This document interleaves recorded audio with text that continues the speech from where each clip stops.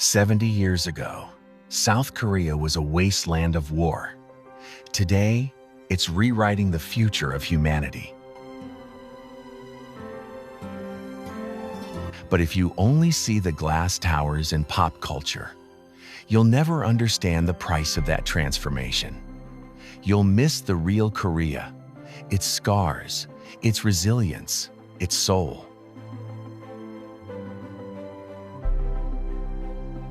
So first, we'll uncover the hidden facts that reveal how this miracle was built. And only then, we'll step into the country's most breathtaking wonders.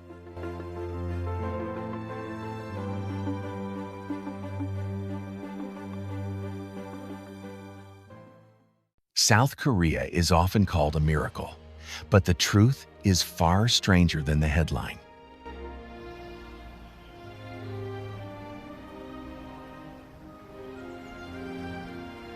This is a country that rose from absolute devastation in the 1950s to one of the world's richest economies today, and it did it in less than a single lifetime.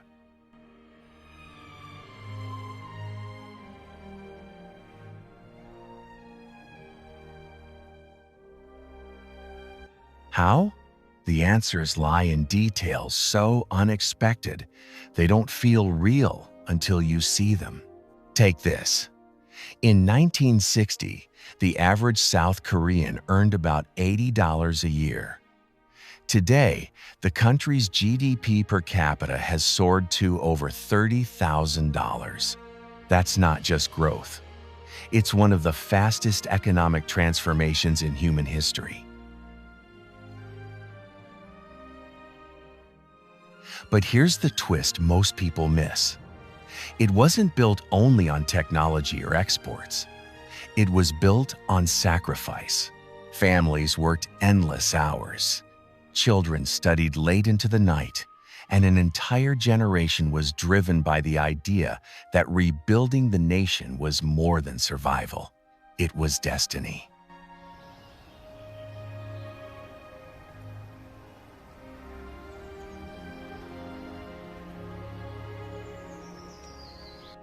And speaking of studying, here's something almost unbelievable. South Korea has the highest rate of university attendance in the world. Education isn't just encouraged, it's treated like a national sport. Students spend up to 16 hours a day in classrooms and private academies, and the college entrance exam is so intense that flights are grounded and stock markets open late just so the country can remain silent while students take the test. Imagine that. An entire nation pausing for one exam. But that pressure also explains why Korea produces some of the world's most skilled scientists, engineers, and innovators.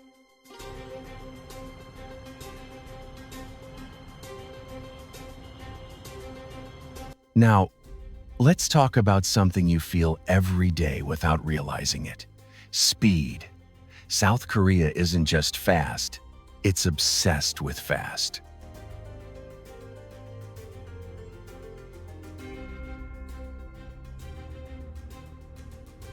The country has the world's fastest average internet speed, reaching over 28 megabits per second, far outpacing many Western nations.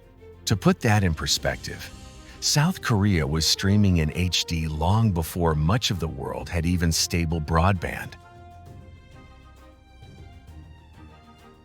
But here's the surprising part. This culture of speed doesn't stop at technology. Restaurants deliver food in minutes, repairs happen overnight, and even social trends can rise and disappear within weeks.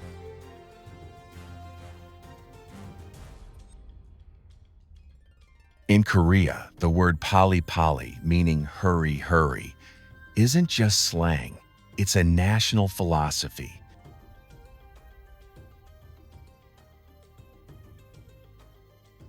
But speed isn't the only obsession.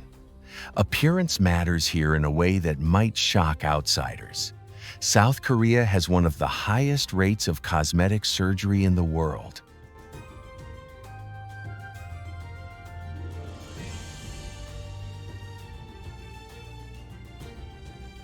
Procedures that might seem extreme elsewhere are considered normal here, even given as graduation gifts from parents to their children. The cultural pressure to look a certain way is powerful, and it feeds into a wider phenomenon known as lookism.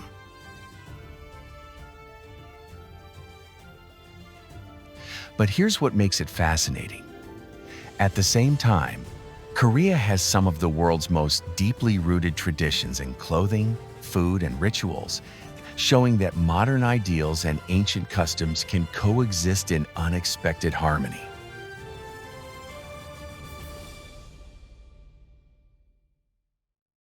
And speaking of traditions, let's open another door most visitors never see: shamanism. While Christianity and Buddhism are widespread, South Korea also maintains one of the strongest shamanistic traditions in the modern world. Shamans, often women, are called upon to perform rituals for everything from business success to family health. They chant, dance, and communicate with spirits in ceremonies that can last all night. In the heart of one of the world's most technologically advanced societies, people still turn to shamans to solve problems science cannot. That paradox, microchips and mysticism, captures Korea's unique spirit.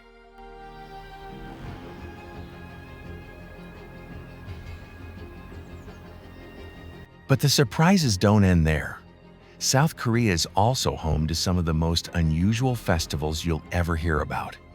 Of course, many people know about K-pop concerts or food festivals, but did you know there's an annual mud festival where thousands of people cover themselves in wet earth for fun, games, and even beauty treatments?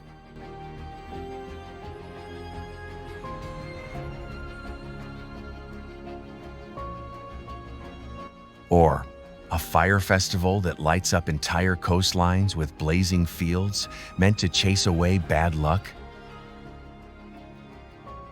These aren't tourist gimmicks. They're living traditions, blending ancient beliefs with modern joy.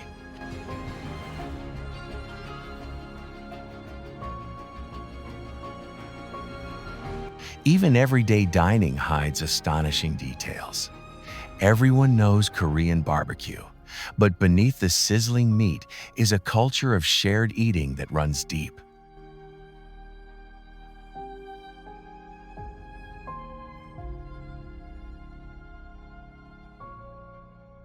Meals aren't individual, they're communal, with dishes placed in the center for everyone to share. And here's something you might not expect.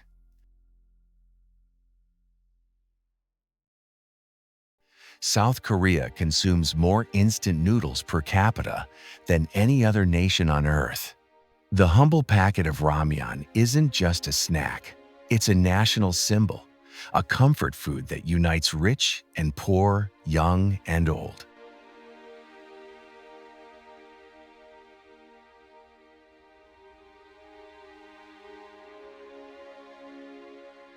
But here's the kicker.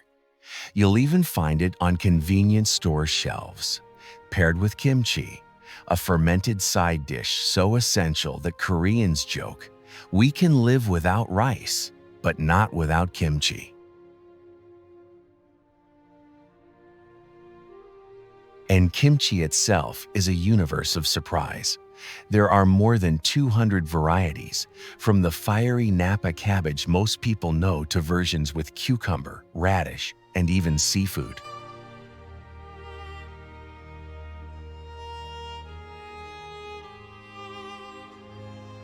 Families often gather for Kimjang, the traditional making of kimchi in massive quantities before winter, a ritual so central to Korean identity that UNESCO recognized it as intangible cultural heritage.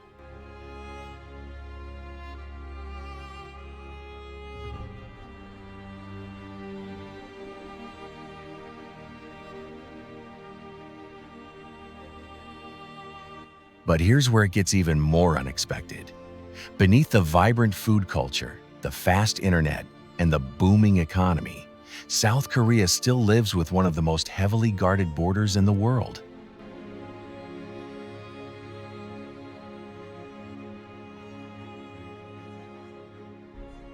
The Korean Demilitarized Zone, or DMZ, stretches 250 kilometers, about 155 miles, across the peninsula. It's one of the most tense frontiers on Earth. Yet paradoxically, it has also become a sanctuary for wildlife.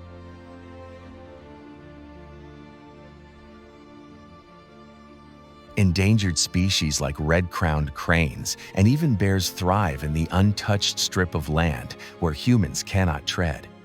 A place built for conflict accidentally became one of Asia's most unique nature reserves.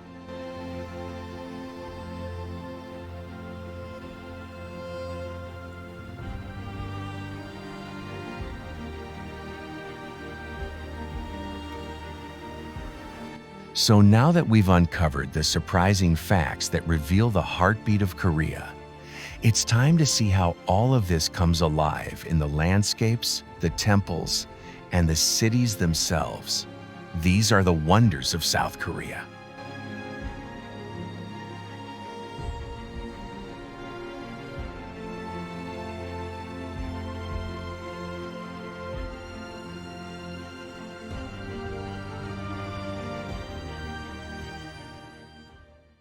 Seoul isn't just a city, it's a pulse, a metropolis of nearly 10 million people that never truly sleeps.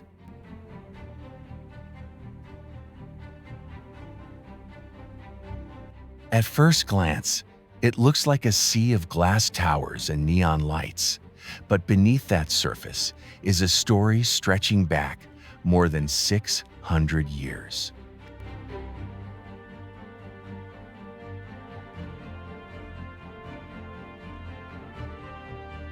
This is the capital of contrasts, where the Joseon dynasty still whispers through palace gates, even as the world's fastest internet hums in the background.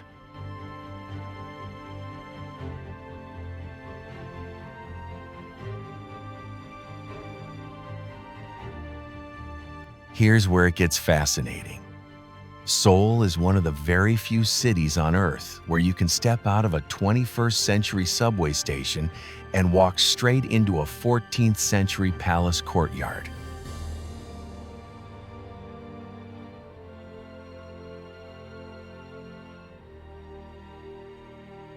Gyeongbokgung, once the grand home of kings, still stands as a symbol of resilience.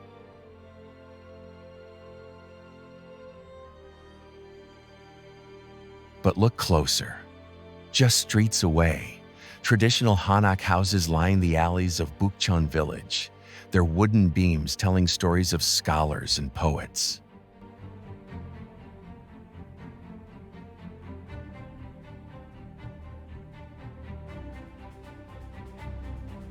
And only a short walk further, the bustling lanes of Incheon overflow with tea houses, calligraphy shops, and antique treasures.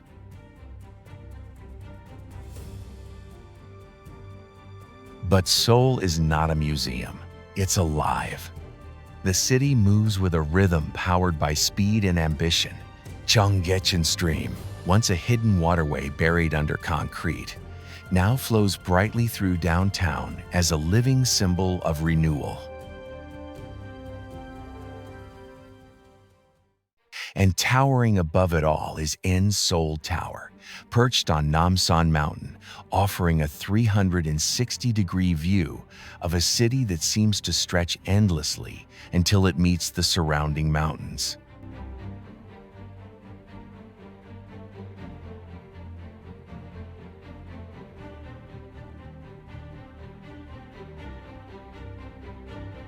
Yet here's the part that surprises most travelers. For all its size and intensity, Seoul constantly creates spaces for pause.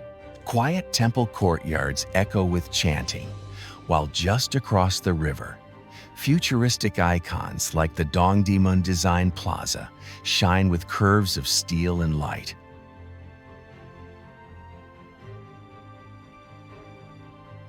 It's this collision between calm and chaos, past and future, that makes Seoul unforgettable.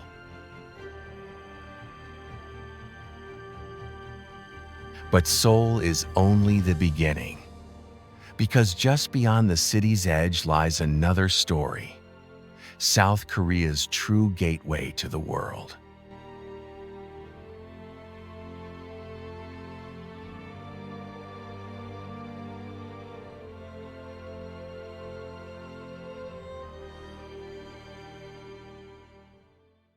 If Seoul is the beating heart of Korea, Incheon is its gateway. This port city on the Yellow Sea has always been the place where the outside world meets the peninsula.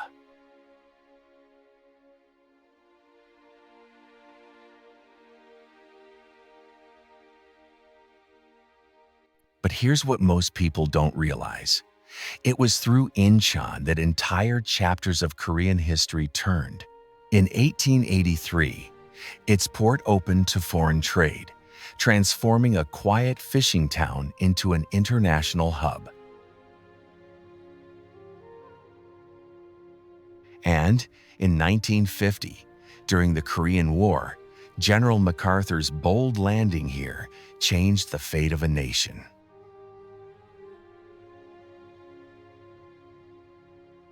Walk through Incheon today, and you'll feel those layers of history colliding with the present. Chinatown bursts with color and flavor, the only official one in Korea, where you can taste dishes born from a century of migration.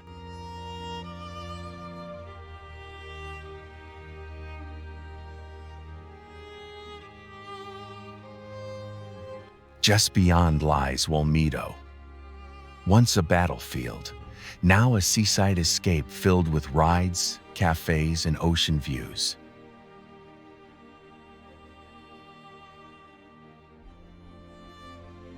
And then there's Seongju, a city of glass and steel built on reclaimed land, designed to be one of the world's smartest eco-cities.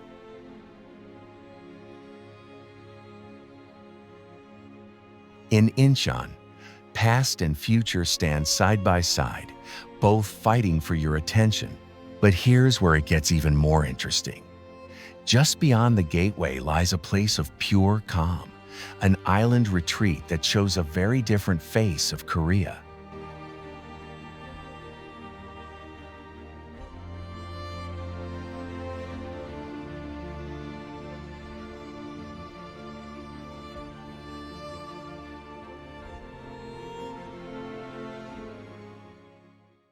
Nami Island isn't a natural island at all.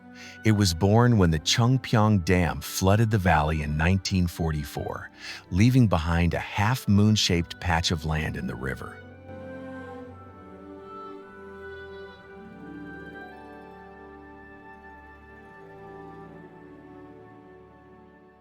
Today, it has become one of Korea's most enchanting escapes, a place that feels less like a destination and more like a dream.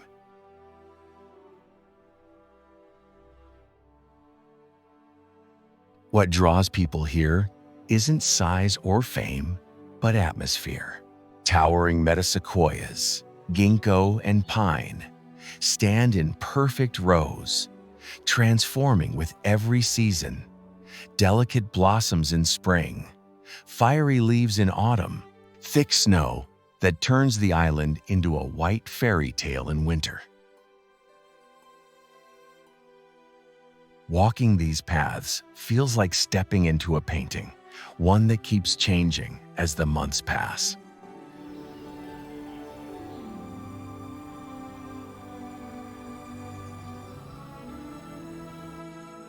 And then came the turning point. The drama Winter Sonata, filmed here, sending waves of visitors from across Asia and beyond.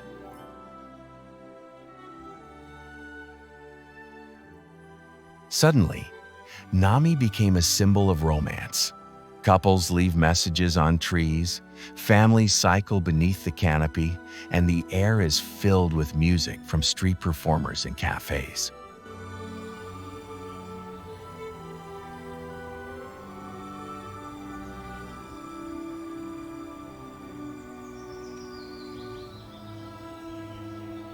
It's a place where time slows, where Korea reveals its tender, poetic side. But the calm of Nami is only temporary, because not far away, the land rises sharply into jagged granite peaks, mountains that carry a very different kind of story.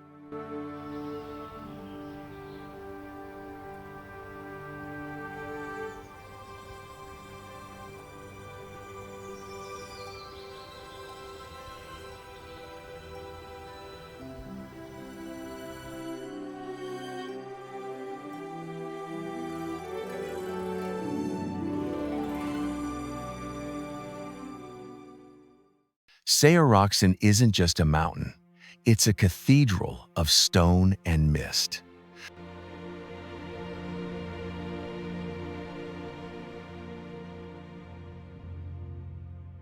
Rising 1,708 meters, or about 5,603 feet, its granite spires cut into the sky like blades frozen in mid-strike.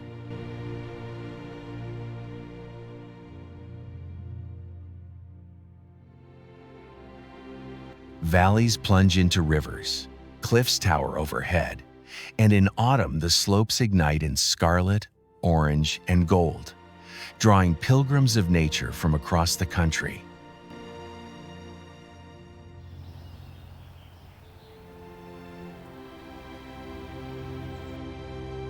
But Seoraksan is more than raw wilderness. Tucked among the peaks stands Sinhyungsa Temple, home to a massive bronze Buddha nearly 15 meters tall, 49 feet, its calm gaze watching over hikers and monks alike.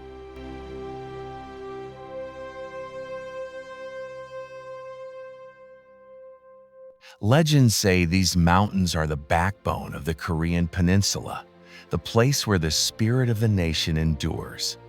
And hiking here is not a casual stroll.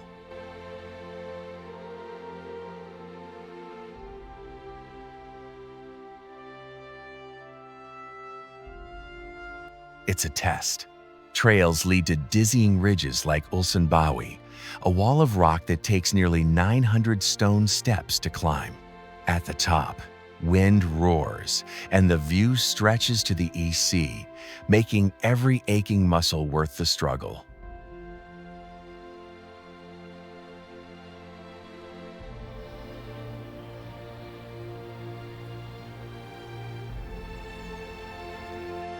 To skip Seoraksan is to miss Korea's wild soul, the part of the country that refuses to be tamed. But mountains tell only one kind of story.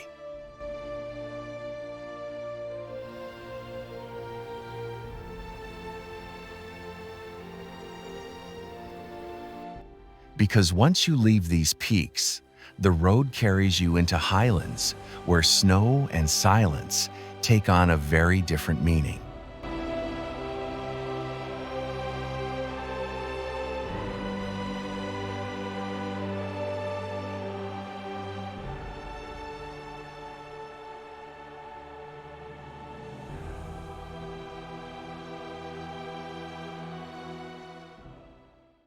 Mention Pyeongchang, and most people think of the 2018 Winter Olympics.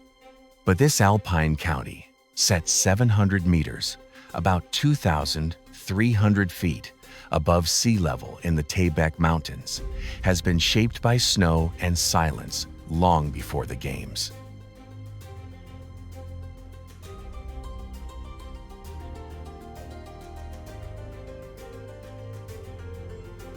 Winters here are harsh, with heavy drifts, burying fields and winding roads. That very landscape transformed into world-class ski slopes, attracting athletes from across the globe.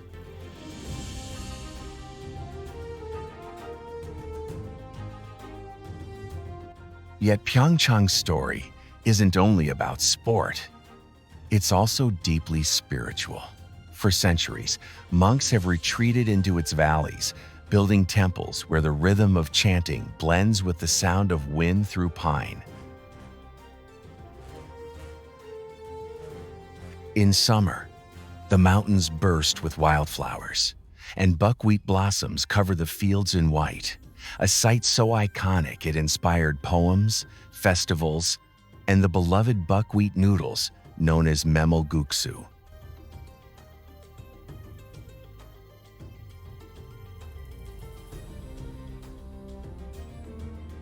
This mix of resilience, faith, and adaptation reveals a deeper truth.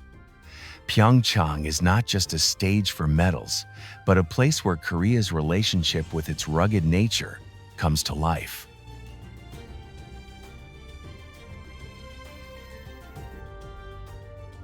But as the snow melts and flowers fade, the road bends westward to a city where history still breathes through narrow streets and wooden rooftops, holding fast to traditions in a world of change.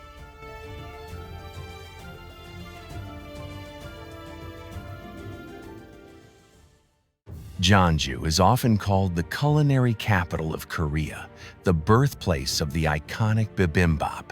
But what makes the city unforgettable isn't just what you eat, it's where you walk.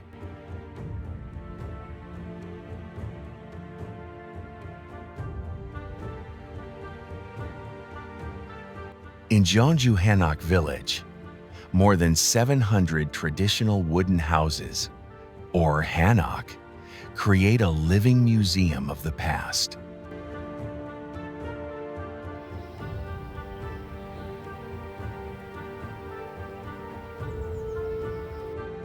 Curved tiled roofs cast shadows on stone alleys, while paper lanterns sway gently above tea houses and artisan shops.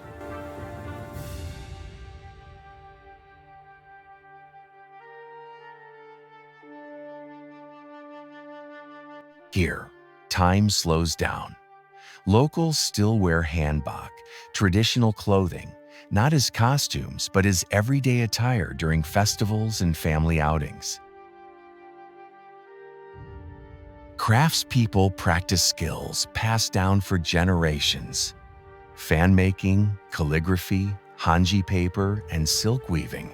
And then there's the food, each courtyard restaurant serving bibimbap, kimchi, and makgeolli rice wine with the warmth of communal tables.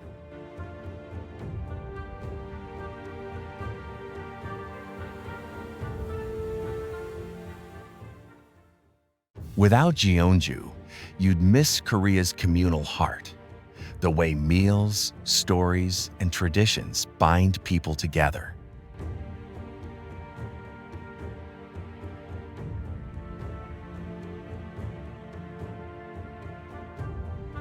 But the hanok roofs are only one kind of landscape.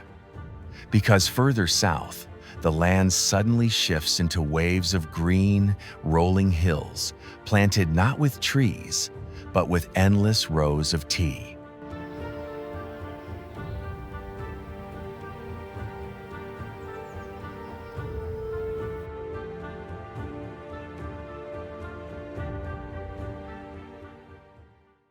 Boseong is where the land itself turns into art.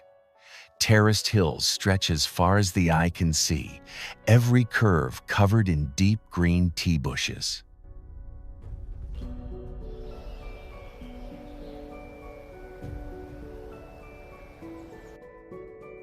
From above, the fields resemble giant brushstrokes painted across the countryside, each row precise, each slope alive with fragrance.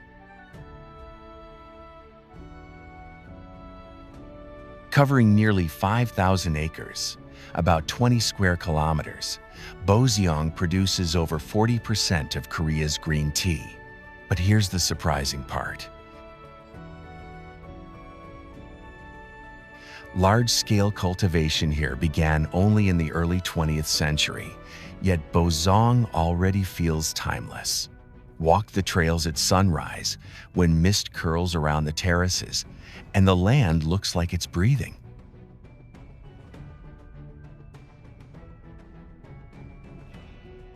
Festivals invite visitors to pick leaves by hand, brew their own tea, and taste everything from tea-flavored noodles to ice cream.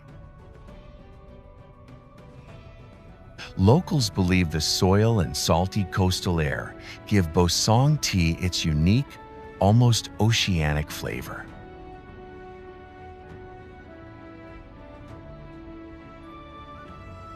Boseong isn't just about taste, it's about ritual. Sitting with a cup of tea here feels like connecting with something larger.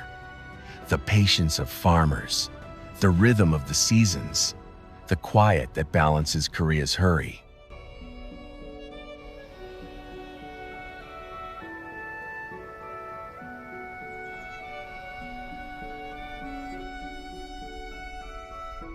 And just beyond these emerald slopes, the land softens into wetlands, where rivers, reeds, and birds create one of Korea's most unique natural sanctuaries.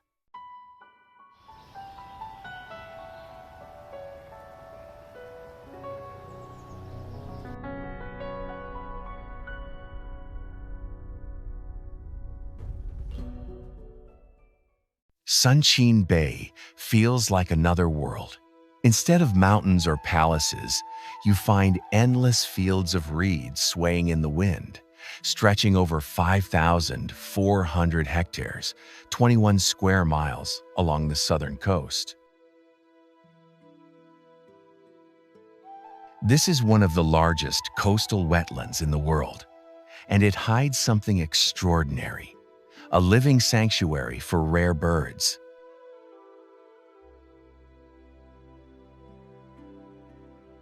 Each year, thousands of migratory species stop here, including elegant white cranes and black-faced spoonbills, making Suncheon one of Asia's most important bird habitats.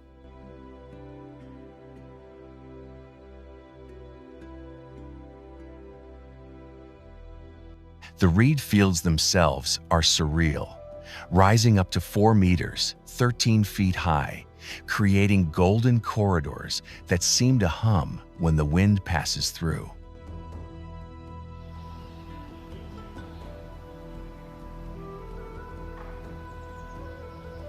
Wooden boardwalks snake through the wetlands, leading to observatories where sunsets paint the entire bay in fire and gold.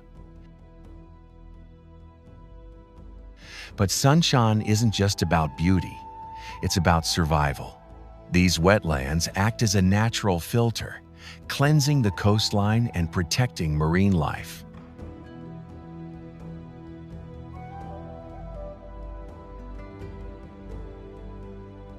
To skip Suncheon is to miss Korea's bond with nature at its most fragile and powerful.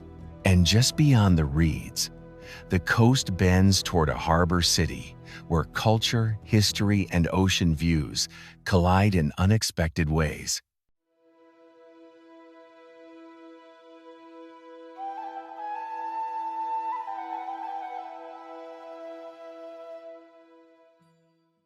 Yeosu means beautiful waters, and the name fits perfectly.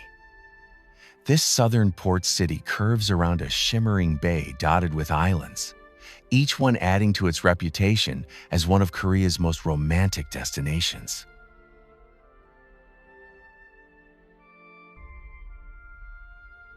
The city made global headlines in 2012 when it hosted the World Expo, showcasing its marine heritage. But Yeosu's charm runs deeper than events. It's in the rhythm of everyday life.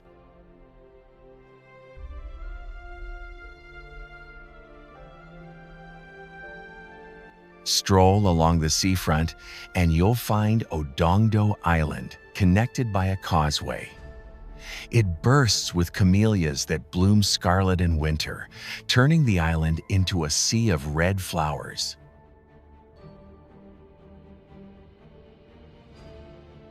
From Dolsan Park, the view opens to the iconic Dolsan Bridge, glowing in rainbow lights after sunset.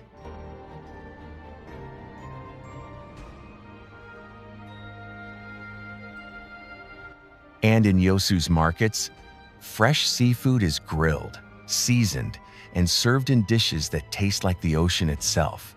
Yet Yeosu also carries history.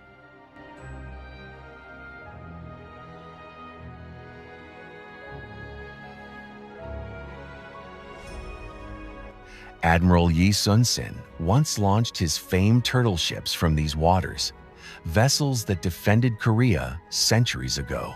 Without Yeosu, you'd never see how the sea shaped the nation's past and present. But Yeosu is only one stop along the coast. Drive further, and the land begins to fragment into islands and peninsulas, creating a place unlike anywhere else in Korea.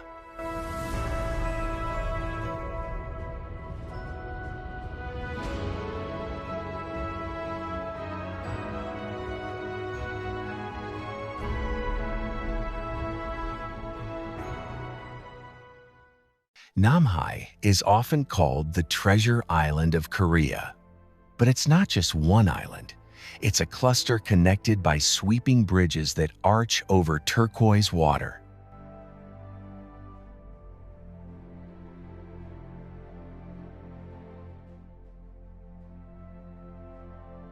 Jagged cliffs drop into the sea, while terraced rice paddies climb the hillsides, creating landscapes that look almost Mediterranean.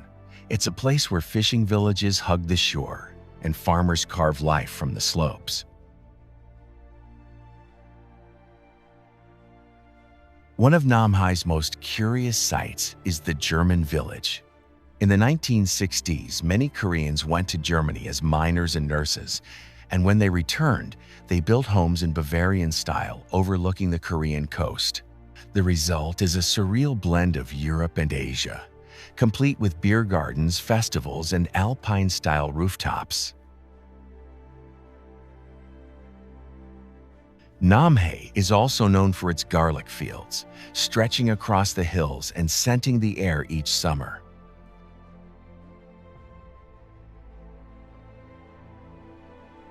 This mix of tradition and oddity makes Namhae unforgettable. To visit is to see how Korea absorbs the world, transforms it, and makes it its own.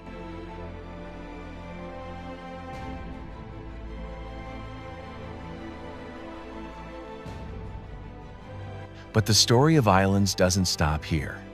Just beyond Namhae lies another, even larger island, one filled with gardens, cliffs, and hidden coves waiting to be discovered.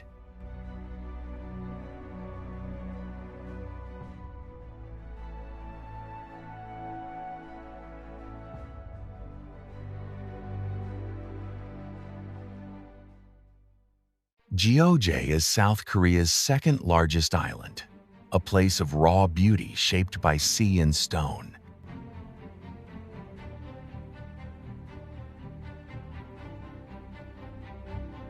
Its coastline folds into dramatic cliffs, hidden beaches, and emerald bays that once sheltered fishing boats and, during the Korean War, even a massive prisoner of war camp.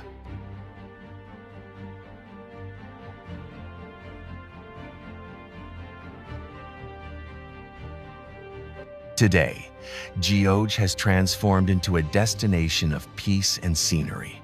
The highlight is Ado Botania, a private island turned botanical paradise.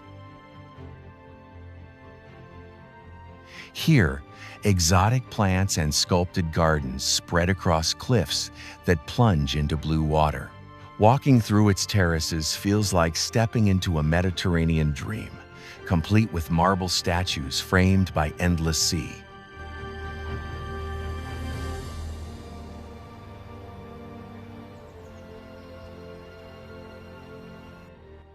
But Geoje offers more than beauty.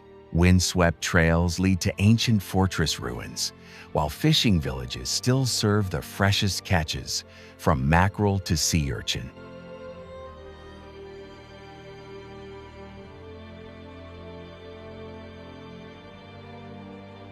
Jeju is where Korea's resilience meets nature's artistry. The scars of history remain, but so does the island's determination to reinvent itself.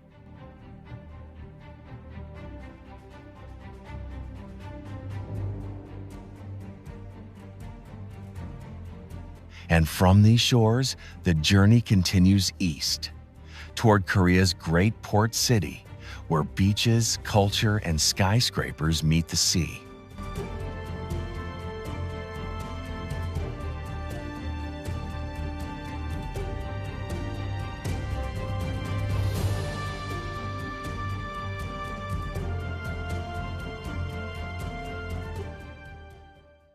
Busan is where Korea meets the ocean at full force.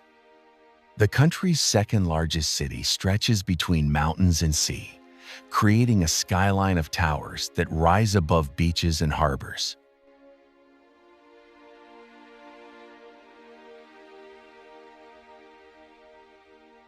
At Hyundai Beach, the sand fills with crowds in summer, while nearby markets serve seafood so fresh it's still moving.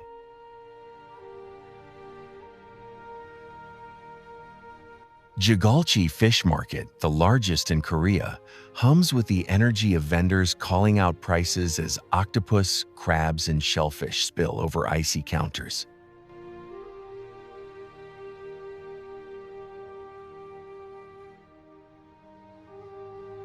But Busan is more than commerce and coast. Walk into Gamcheon Culture Village, and you find a hillside painted in pastel colors, a maze of murals, sculptures, and winding alleys.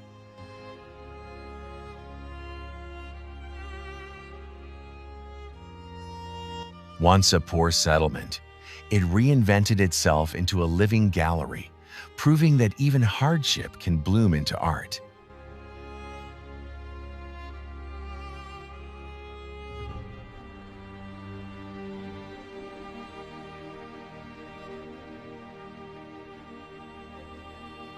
And then there's Haedong Yeonggungsa, a temple perched dramatically on the cliffs, waves crashing against the rocks below, a rare sight, as most temples hide in the mountains.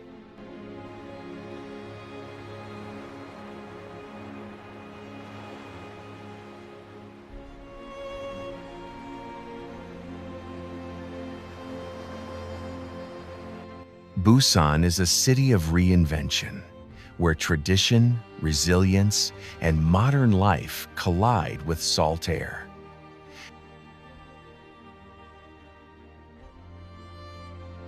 Yet for all its energy, Busan is also a threshold, because just beyond lies a city older than any skyscraper, a place once called the Museum Without Walls.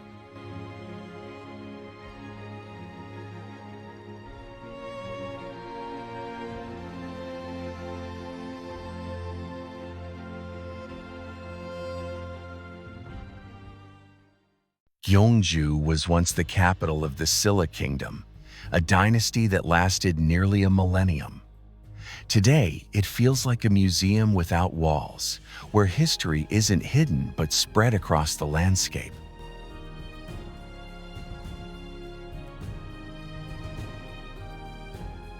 In Tumuli Park, grassy burial mounds rise from the earth like green hills, each one holding the secrets of kings and queens.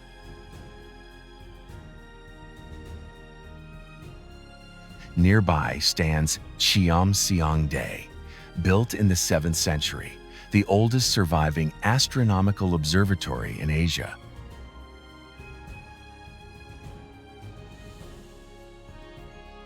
The city is full of places where time seems suspended.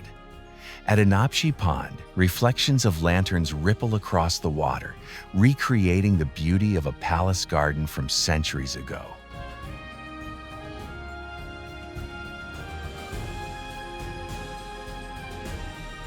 And in the foothills beyond, Bulguksa Temple and the Seoguram Grotto, both UNESCO sites, reveal the artistry and devotion of the Silla people.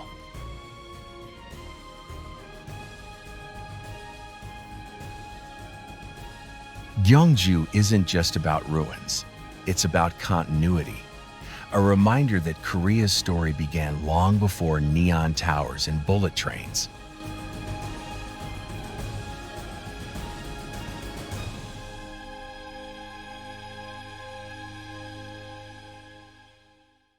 From this cradle of history, the journey turns outward again. Across the sea lies an island born of fire and time, an island that has become South Korea's greatest natural wonder.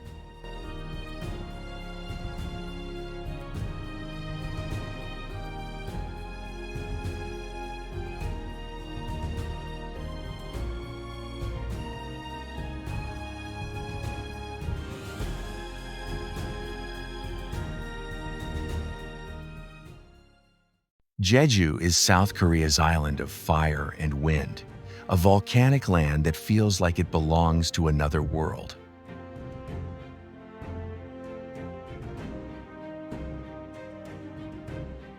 Sitting 85 kilometers, about 53 miles off the southern coast, it was forged by eruptions that created black lava fields, craters, and waterfalls that tumble straight into the sea.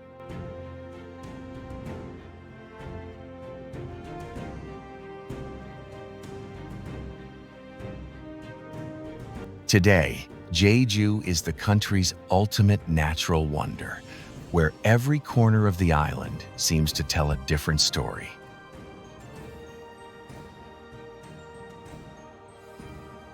At its heart towers Hallasan, South Korea's tallest mountain at 1,947 meters, or 6,388 feet. This dormant volcano rises above the clouds, its slopes wrapped in forests and wildflowers, with a crater lake shimmering at the summit.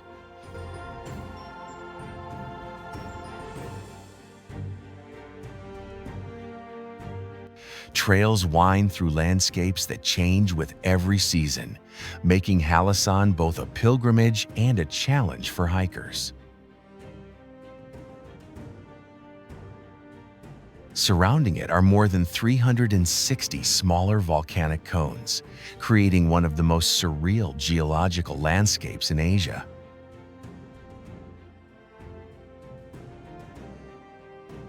Jeju is equally defined by its coast. Seoraksan National, the Sunrise Peak, is a tough cone that juts dramatically into the ocean. Climb it before dawn, and you'll see the horizon blaze with light, one of the most celebrated views in Korea.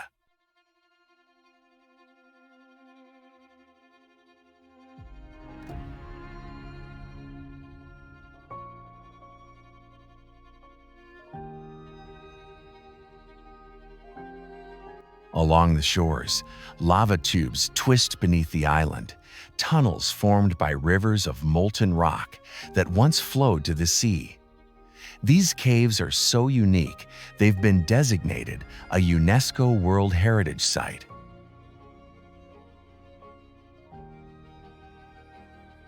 But Jeju isn't only about geology. It's also about culture and resilience. The island is home to the Haenyeo, legendary women divers who harvest seafood without oxygen tanks, descending deep into the ocean on a single breath.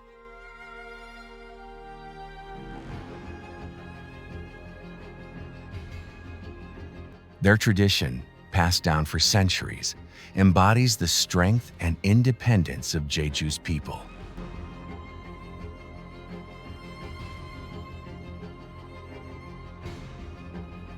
And standing silently across the island are the Dal Haryubang, carved stone guardians with bulging eyes and mushroom-shaped hats.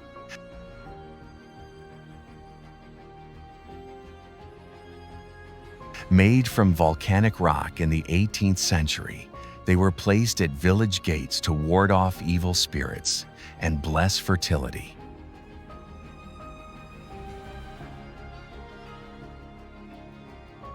There's also a softer, more poetic side. Camellia Hill, one of the largest camellia arboretums in the world, transforms part of the island into a sea of blossoms.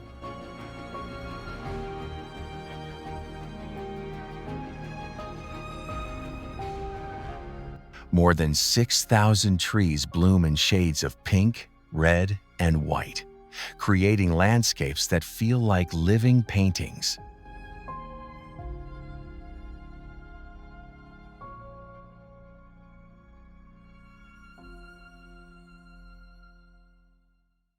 Jeju is not a single story, but 1,000 woven together. Volcanoes and flowers, legends and modern life, stone guardians and women of the sea. It's the grand finale of any journey through Korea, a place where the country reveals its wildest, most breathtaking soul.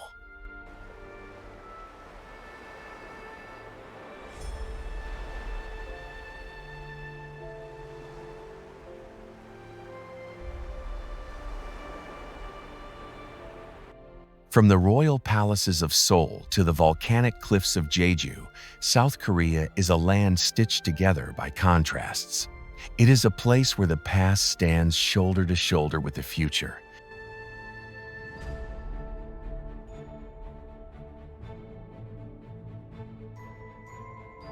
Where silence meets speed, and where resilience has turned hardship into beauty. Along the way, we've walked through tea fields shaped by hand, villages where tradition lives on, mountains that test the spirit, and islands that carry both myth and memory.